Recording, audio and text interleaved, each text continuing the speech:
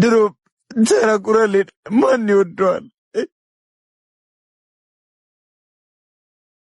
እንዴ? ኩኩሻ ዛሬ ኩኩሻ አረፍት ወጥቷል መሰለኝ። ጭራሽ በስራ ሰዓት ጨብሲ ጀመረ።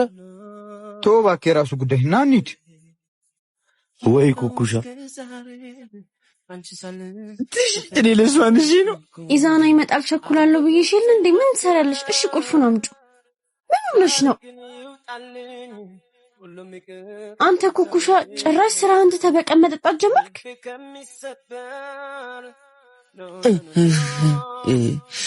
እያከበርኩኝ ምንድን ነው የምታከብረው?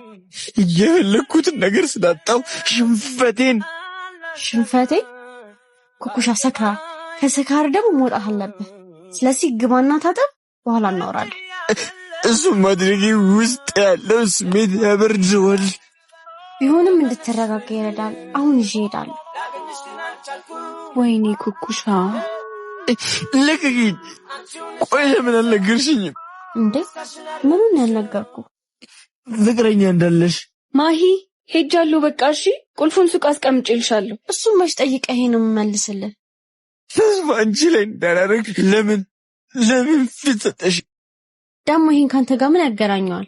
እሱስ ልክ ነሽ። በቃ ይሄን ብቻ ነው የምትለኝ?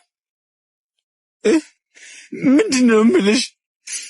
የምጠጣው በአንቺ ምክንያት እንደሆነ ካወኩሽ ጀምሮ እንደተቀየርኩኝ ነው የምነግርሽ። የራሴን ልብ ለአንቺ መሸጥ እንደከበደኝ ታውቂያለሽ።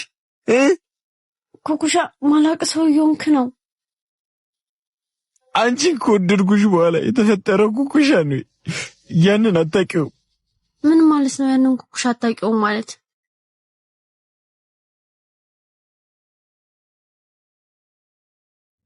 ድሮም ልክ ናቸው። ኩኩሻ ዕቃ እንጂ ልብ መግዛት አይችልበትም። ማሂ